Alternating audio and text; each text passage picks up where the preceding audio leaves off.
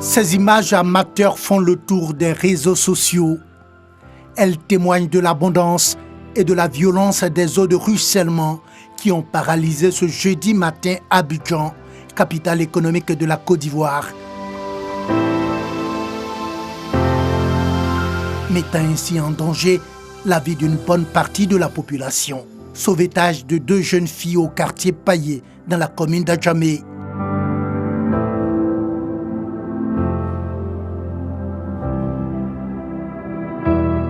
Cet homme est accroché à une clôture en attendant un secours.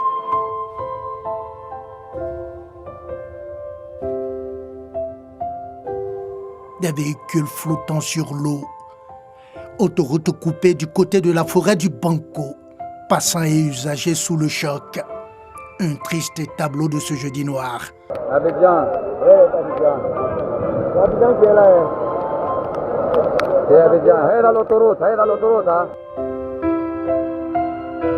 Ces eaux de ruissellement ont fait des dégâts matériels et de nombreuses victimes selon des témoins.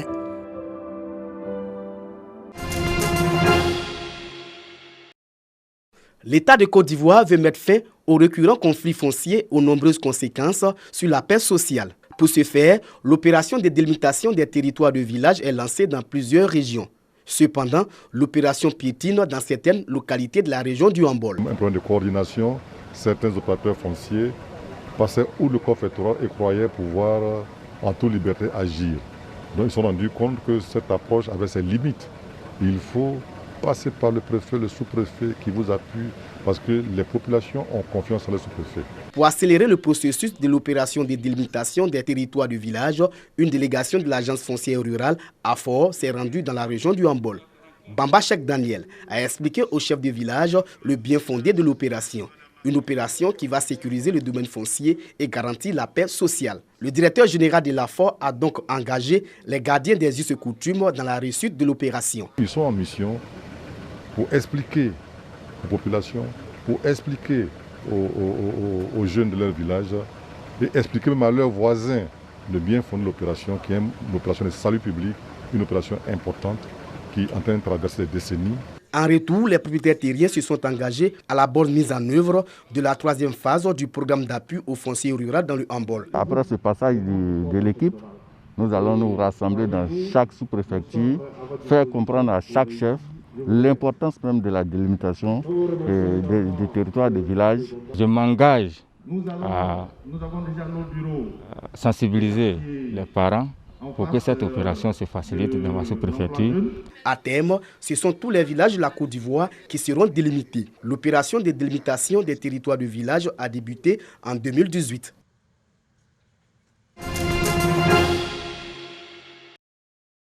Dans le cadre de la réhabilitation de la route du Nord, section Fekese-Dougou, Wangolo-Dougou, région du Tchologo, et à titre des travaux d'accompagnement au renforcement de la route, le ministère de l'Équipement et de l'Entretien routier a aménagé 2 heures de repos dans les communes de Fekese-Dougou et de Wangolo-Dougou pour éviter les accidents de la route aux chauffeurs de poids lourds à cause du sommeil au volant. Coût total des travaux, 1,527 milliard de francs CFA. Chacun des heures de repos a 3 hectares d'espace. Ces infrastructures restent propriété du ministère et on a voulu bien concéder au conseil régional de façon provisoire la gestion. Une action saluée par le conseil régional du Tchologo. Nous prenons l'engagement d'utiliser ces infrastructures à bon escient.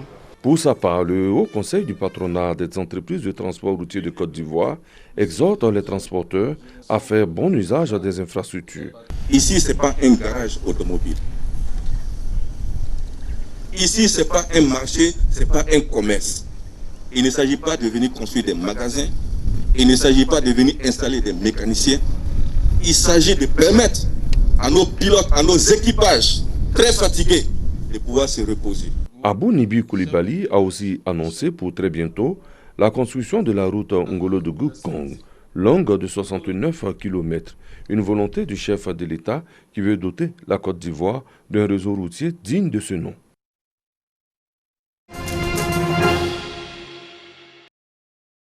Des sacs de nourriture ont été repérés. La course dans la rue de l'Opauberie est lancée. Dans cette ville du centre de la Thaïlande, ce sont les singes qui font la loi. Ils y sont des milliers à rôder autour d'un temple. Pour les commerçants, il faut redoubler d'imagination pour les tenir à l'écart. D'abord, j'ai cette peluche de crocodile devant mon magasin pour les effrayer. J'ai aussi une tête de tigre. Mais vous devez quand même les effrayer avec un bâton. Ils sont avant tout l'attraction touristique de la ville, mais leur prolifération récente rend la vie impossible. Koul Gérard a dépensé plus de 8 000 € pour mettre les grillages autour de sa maison. Je dois vivre dans une cage. Si j'avais pas de cage, ce serait difficile de vivre ici, parce que les singes rentreraient tout le temps. Des voitures vandalisées, des rues jonchées de déchets, la cohabitation difficile a forcé des commerces à fermer et la situation ne fait qu'empirer. Quand ils mangent la nourriture des humains, ça affecte leur santé et leur quotidien. Plus ils mangent, plus ils ont de l'énergie. Ils ne savent pas quoi faire de cette énergie, donc ils se reproduisent. Depuis la dernière campagne de stérilisation il y a 3 ans, leur population a doublé. Autour du temple, ils sont maintenant environ 6 000. Les autorités veulent reprendre le contrôle en stérilisant 500 singes. Des fruits, des légumes pour les attirer à l'arrière du temple dans ces cases avant d'être triés. Assez vite, la tension monte avec les gardes forestiers. On doit faire attention. Qui attrape les singes, qui les surveille. Si vous baissez la garde, ils vous sautent dessus dans votre dos. Ils sont des centaines à observer l'opération et tenter de sauver leurs camarades. Les très jeunes et ceux déjà castrés sont relâchés. Les macaques sont ensuite transférés dans une clinique voisine. Une fois anesthésiés, ils sont tatoués avec la date de l'opération et le clan auquel ils appartiennent. Castration pour les mâles et ligature de trompe pour les femelles. Ici, on préfère castrer. Comme ça, on est sûr de les stériliser une bonne fois pour toutes. C'est mieux que d'injecter des hormones ou des médicaments contraceptifs. Car on ne sait pas pendant combien de temps ils feront de l'effet. On ne sait pas si cela sera vraiment efficace pour contrôler la population. Derrière le temple, un cinéma abandonné. C'est un territoire exclusif des singes. Manus est un des rares à pouvoir s'en approcher. Lorsque le cinéma a connu des difficultés financières, le propriétaire a décidé de le fermer. Alors, les singes ont commencé à venir, se faufilant partout, et ils ont fini par mettre cet endroit à sac. Ce cinéma est le théâtre de guerre des singes.